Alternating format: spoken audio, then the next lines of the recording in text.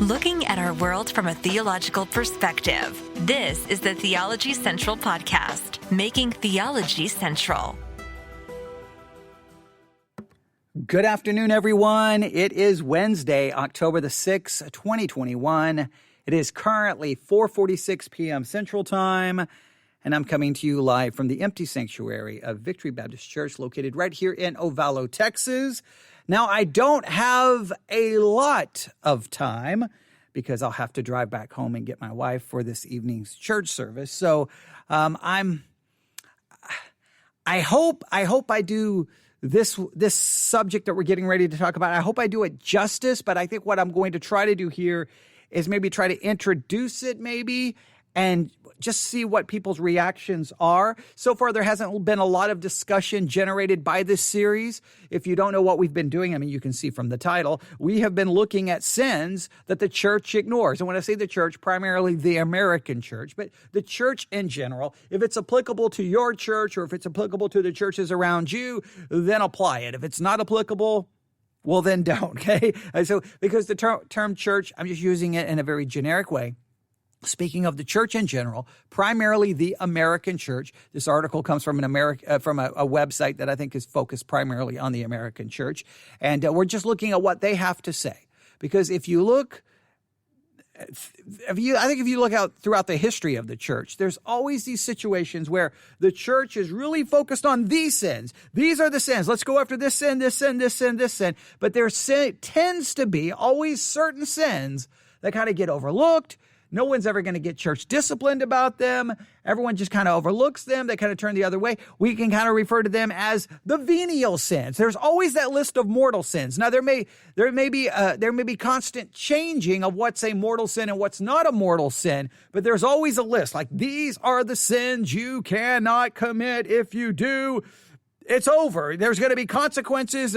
You're in trouble. But there's always these other sins that are just kind of, well, they're socially accepted, at least within the Christian social world, the church world of Christianity. Like, okay, well, nobody's perfect, so there's going to be a little of this, there's going to be a little of that, and they don't really get paid a lot of attention to or talked about.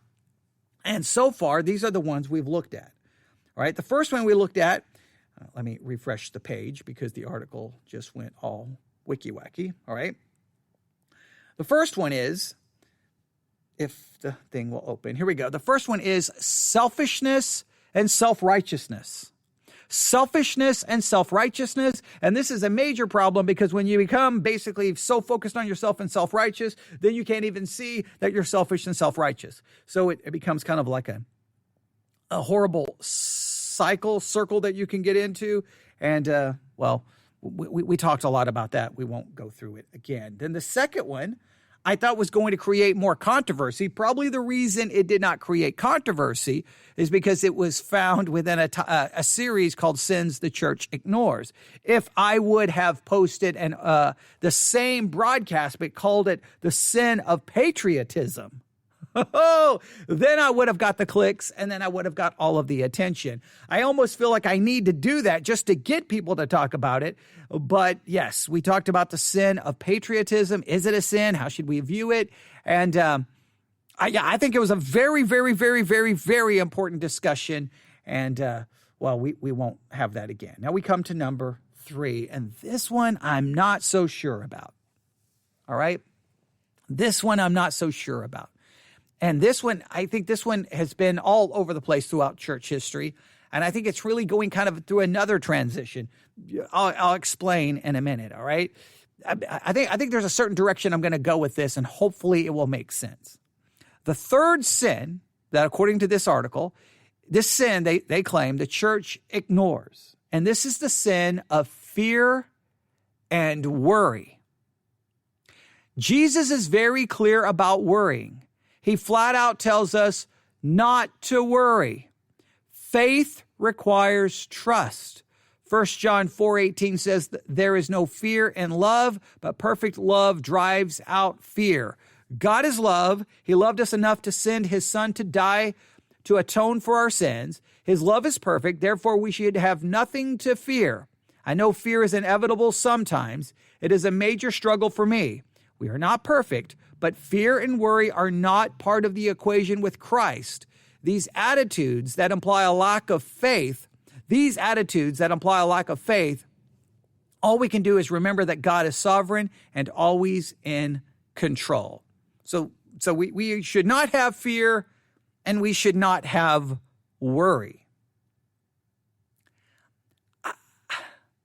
My concern with this is I believe that in our current state of affairs, this concept has almost been turned into a weapon. Let me explain. All right, so here's the church. Fear and worry. The Bible tells us not to be anxious about, not to be anxious about anything, to trust in Christ. So therefore, the Bible tells us, that as they quote in 1 John 4:18, there is no fear in love. Perfect love drives out fear. God is love. So therefore, it should drive out fear. So we should not have fear. We should not have worry. We should not have anxiety. That's in the Bible. Now we have to try to process what those verses are saying, how we can try to apply it, and how we can reach some level in life where we are not overwhelmed with fear, anxiety, worry, or whatever word you would like to add to the description of these things. But I think so that's always been there. But I believe, at least currently, in our current situation, the idea that, hey, you cannot fear and you cannot worry has been turned into a weapon to beat people down who may take let's say, the COVID situation in a far more serious way. So, for example, you're in church. I think this is really one that's very dividing the church. Let me explain. You go to church and you're like, hey guys, there's a global pandemic. Over 4 million people have died globally. Over 700,000 people have died in the United States. This is serious. Local hospitals are struggling at different times with staffing and being overwhelmed. This is a real issue. And you will hear from many Christians, faith over fear. Faith over fear. You stop that nonsense. You don't wear that mask. That's faith over fear. We're not going to social distance. That's faith over fear. We're not going to limit the number of people inside our church building. That's fear over faith. If you do those things, that's fear over faith. We have faith over fear. We're not going to do those things. So if you want to wear a mask, you're placing fear over faith. We believe in faith over fear. You want a social distance, you're placing fear over faith. We want faith over fear. If you're going to limit the number of people, you're placing fear over faith. We're going to put faith over fear.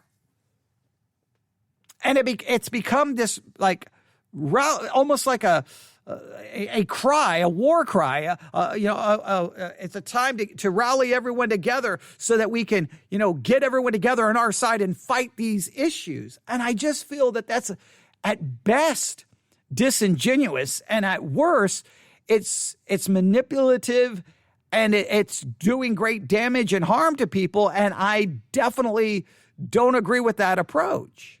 Now, yes, no matter what the situation is, should we not be overwhelmed with fear and anxiety? Yes, that is true. But are you going to equate putting on your seatbelt? Is that fear over faith? Going to the doctor for your yearly checkup, getting your blood work drawn to ensure that everything is okay. Is that fear over faith? If you can't breathe and you think you're having a heart attack, should you go to the doctor, or is that fear over faith? Like, what precautions can you take? And again, some of the very same people are like, we're not going to wear a mask. That's fear over faith. We're not going to social distance. That's fear over faith. Are the exact same people who not only believe that you should own a gun, but they own 3 or 4 guns. And when asked why, in many cases say, because I have a right to protect my family. And I'm like, you live in an area with an almost non-existent crime rate, but you have 4 guns. Do you live in a war zone? Where's your faith over fear, right? Is that not fear over faith? No. Owning guns to protect yourself. Here in Texas, many will carry the gun with them when they go to the grocery store, right? Okay, that's not fear over faith. That's not fear over faith. But if they're asked to put on a mask while in that grocery store, they will say that is fear over faith. And they have faith over fear, so they don't need a mask. You're like, well, you don't need the mask. Why do you need the gun? What's your chances of being shot in Walmart in nowhere, Texas, right? I think if we break it down statistically, very, very, very, very, very small chance. So the fact that you're carrying the gun seems to demonstrate that you're worried and that you're concerned. See, you can turn the argument around. You can turn the argument around. Wait, your child's sick and you're taking them to the doctor? That's fear over faith. That's fear over faith. I think that the problem here, I don't think this is a sin that the church ignores. I think that this is a sin the church abuses and manipulates and uses for its own evil purposes and its own agenda. It's always easy to look at someone doing something going, well, where's your faith over fear? You've got fear over faith. I think it's easy to say that, but you can look at a million other situations. Why do churches comply with rules about having 2 exits or fire extinguisher or making sure that their wiring is up to code? Or I can go on and on. Why do they follow all of those rules? Why? Why do you follow those rules? We have faith over fear. We don't need to do any of that. We don't care. The building catches on fire. We have faith over. In fact, if the building catches on fire, we're not even calling the fire department because we have faith over fear. And people are like, no. Now you're taking it too extreme. Well, where is the line? When do you enter into actual fear and anxiety? And when are you just trying to be reasonable, logic, thoughtful, careful, smart, demonstrating wisdom? But it seems like if that our world we've become divided, and when you don't agree with something, then you yell at everyone claiming that they're putting fear over faith, and you brag that you're placing faith over fear. And then when the situation's reversed, you will say, no, I'm just being wise and I'm being smart. I think that this has become an issue where it's not that the church is ignoring it. The church has turned it into a weapon. It's a weapon. And people throw it at other people and then people bat it away. Or it's a baseball bat that people use to smash people with. And I think we've got to stop and go, wait, what's a correct understanding of this whole, faith over fear, this whole idea of not being overwhelmed with worry and anxiety and fear? We definitely don't want to be overwhelmed with that. But how does that also apply to different situations? What do you do in a pandemic? What do you do in a fire? What do you do in a blizzard? What do you do during a tornado? What do you do during a hurricane? I mean, there's always circumstances and situations where you take necessary steps. You should be taking necessary steps in order to try to be as healthy as you can be. Again, just a yearly checkup is a simple thing where they can do your blood work and go, oh, wow, okay, there's something not going on here. We got to intervene. Is that fear over faith? I mean, most people would say, no, that's not fear over faith. That's nothing. That's nothing. But then you turn around and they walk out of that doctor's office, put on a mask when they get ready to go into a grocery store, and someone say, now that is fear over faith. You're like, well, wait a minute. So going to the doctor wasn't fear over faith.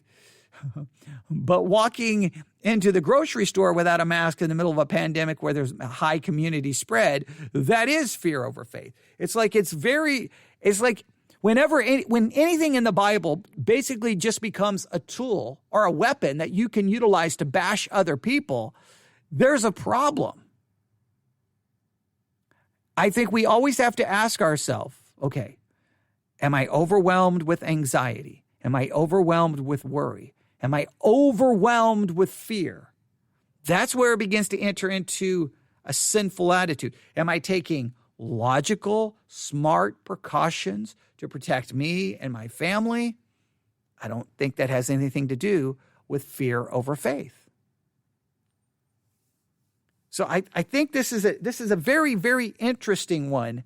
And they don't do a very good job really of articulating exactly how this shows up in the church and what we should and shouldn't do. They don't really demonstrate any of that. They don't really explain how this works. in any way, shape, or form. I mean, you can go to the things Jesus said on the Sermon on the Mount about take no thought. Don't worry about what you'll eat, what you drink, or what you wear. I mean, but those are things that, are we not constantly thinking, at least to some level, about money? And do we have money to pay for this? Do we have money to pay for that? How am I going to handle this? How am I going to handle that? I mean, do we not?